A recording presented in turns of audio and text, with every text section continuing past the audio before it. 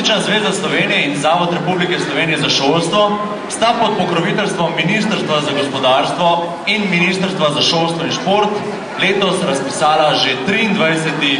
festival Turizmu pomaga lastna glava, tokrat letos s temo Voda, zdravje, izziv za prihodnost. Kakšen je namen danes tega druženja? Namen druženja je, da lahko otroci v okviru tega festivala Turizmu pomaga lastna glava predstavijo svoje turistične produkte, ki so jih raziskali v raziskovalnih turističnih nalogah, obiskovalcem nakupovalnega centra tukaj v Mercatorju, oziroma to delajo po vsej Sloveniji marca in aprila. To je danes že 23. festival, pa me zanima, kakšno je zanimanje, koliko šol se predstavlja? Za sodelovanje na letošnjem festivalu se je prijavilo kar 100 osnovnih šol in seveda, ker ne morejo vsi predstaviti svoje ideje na enem mestu, so razdeljeni na več področnih festivalov. Potem pa tukaj tudi ocenjevanje, to potem komisija izbira.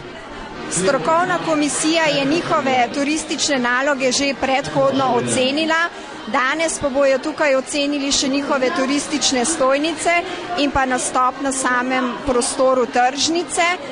Seveda otroci in šola ob zaključku današnjega festivala dobijo priznanja za sodelovanje in sicer podeljujemo zlata, srebrna in pa bronasta priznanja. Kako je potekalo ocenjevanje nalog? Ocenjevanje poteka v dveh smerih.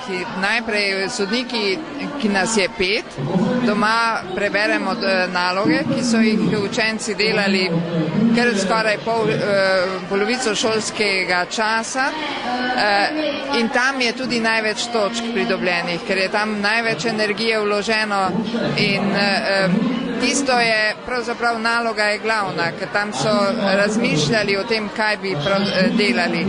Danes tukaj je pa drugi del ocenjevanja, to je pa v živo, pravzaprav turistična borza, kjer pa to, kar so doma poiskali, razmišljali, kako bojo turiste privabili k sebi in kako bojo bolj to tržili.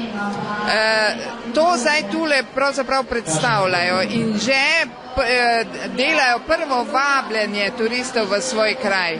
In zdaj doma smo pregledovali naloge sodniki, tule pa zdaj ocenjujemo stojnice, usklajenost stojnice z obleko, ki jo imajo otroci na sebi, potem pa predvsem preverimo, kakšen je način vabljenja, kaj oni govorijo, kako vabijo, potem pa njihov promocijski material, kaj so oni pripravili za to, da bojo turisti, ki bojo prišli k njim, se tudi dobro počutili pri njih in nekaj odnesli iz tega kraja, kamor bojo prišli na obisk.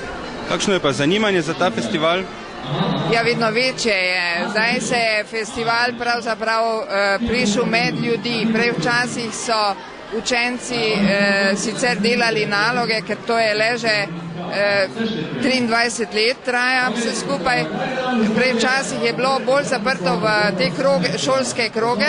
Zdaj smo pa rekli, če ljudje ne pridejo k nam, ko smo imeli festival in smo jih vabili, potem gremo mi k ljudem, zato smo prišli v te centre nakupovalne, kjer je vedno največ ljudi in poskušamo vsaj koga pripraviti do tega, da bi šel kdaj na mesto v center, v naravo.